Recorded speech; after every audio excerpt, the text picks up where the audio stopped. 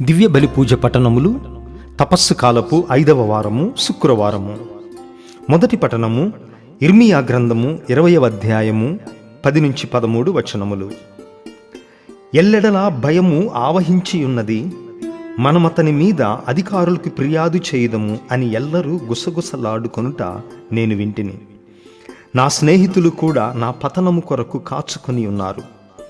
బహుశా ఇతడు మోసముకు లొంగును, అప్పుడు మనమితనిని పట్టుకొని పగ తీర్చుకొందుము అని అనుకొనుచున్నారు.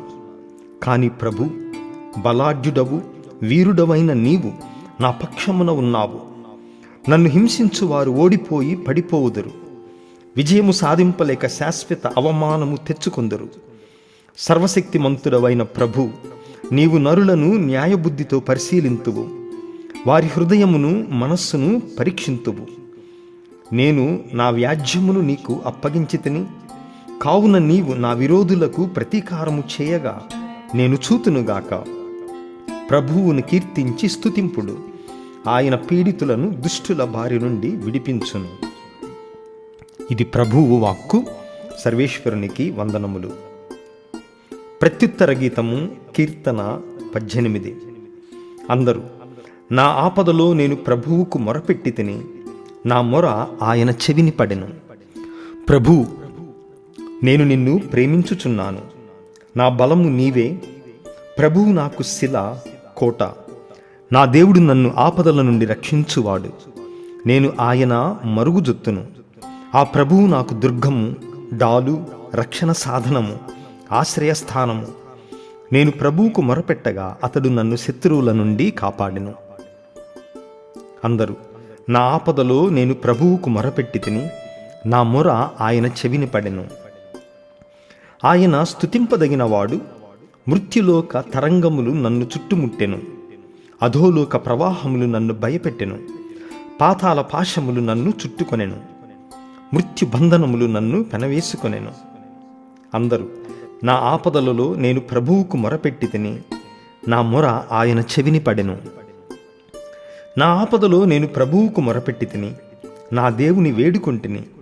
ఆయన తన దేవాలయము నుండి నా వేడుకోలు ఆలించెను, నా మొర ఆయన చెవిని పడెను.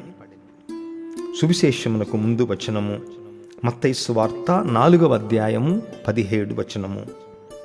హృదయ పరివర్తనము చెందుడు, పరలోక రాజ్యము సమీపించి ఉన్నది అని ప్రభువు పలుకుచున్నాడు.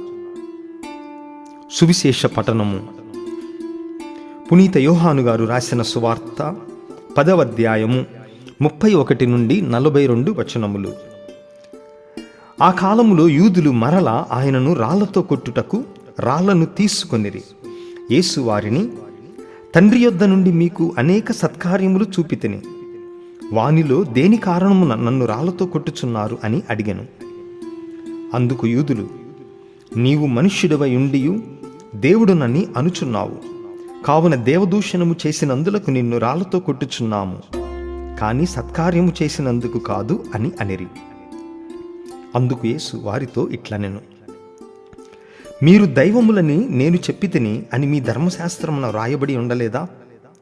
దేవుని వాక్కు ఎవరి వద్దకు వచ్చెనో వారే దైవములని చెప్పిన లేఖనము నిరర్ధకము కానేరదు కదా.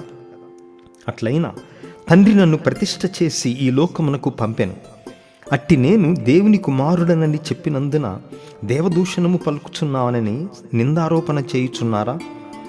నేను తండ్రి పనులను చేయని ఎడల మీరు నన్ను నమ్మవద్దు, కానీ నేను వానిని నెరవేర్చుచున్న ఎడల మీరు నన్ను నమ్మకపోయినను నా క్రియలనైనను నమ్ముడు. తండ్రి నాయందును నేను తండ్రి యందును ఉన్నామని మీరు గ్రహింతురు. వారు మరలా యేసును పట్టుకొనుటకు ప్రయత్నించిరి, కానీ ఆయన వారి చేతులలో పడక తప్పుకొనిపోయెను. యోహాను మొదట బప్తిస్మమునిచ్చిన యోర్దాను ఆవలి తీరమునకు యేసు మరలా వెళ్ళి అచటనే ఉండెను. అనేకులు ఆయన యొద్దకు వచ్చిరి.